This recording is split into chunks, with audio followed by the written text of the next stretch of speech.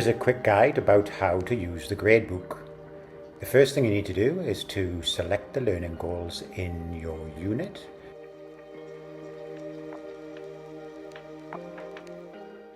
And learning goals are either approaches to learning or the standards. Next, you create your assessment and you remember to tag learning goals to that assessment.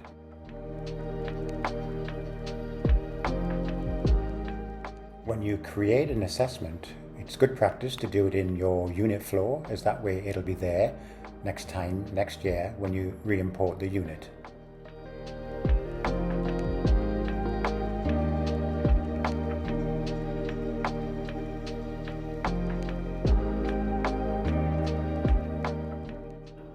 As you create your assessment, you'll be prompted to give your assessment task a name, instructions for the students, and also to create an assessment tool.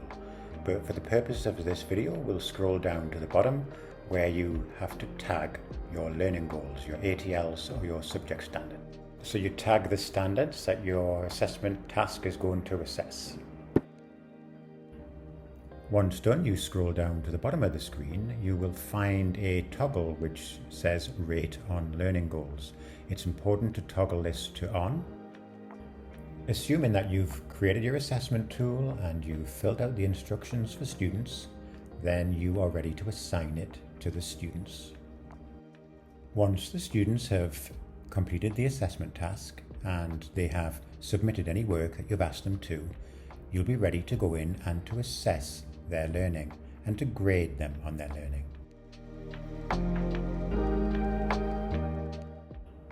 To do this, you'll go into Classroom and to the section called Assignments. If you've been using the class flow, you can also do that here. Find your assessment and go in and assess the students using your rubric or other assessment tool and grade them. The work that the students have submitted will be found here, along with the assessment tool that you created. Based on what you observe in their assessment and your assessment tool, you then can rate them on the learning goals that you've chosen. And this stores this grading in the gradebook. You can then go into the gradebook to look at the grades that you've assigned that student.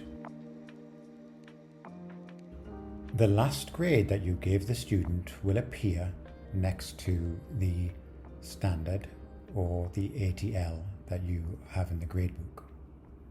This last grade also automatically populates the progress report or the semester report.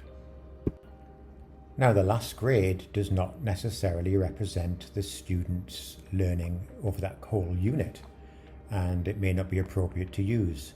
But if you hover over that grade, you will see that a graph appears and it logs all the times that you've assessed that student using, if you've rated on the learning goals over the course of the unit. So from that, you're able to make a best fit decision about their learning and override the grade on the report card accordingly.